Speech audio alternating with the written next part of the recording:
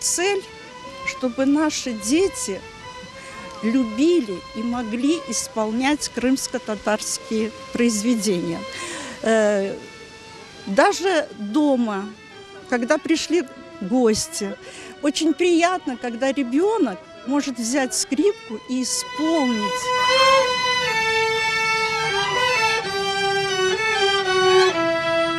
Мне очень нравится играть в ансамбле «Неси», и у меня здесь появились новые друзья. Мы постоянно ездим куда-то. В первую очередь, это большой опыт, потому что играть ансамблем – это очень трудно на самом деле, потому что нужно играть в унисон. Все должны прочувствовать это.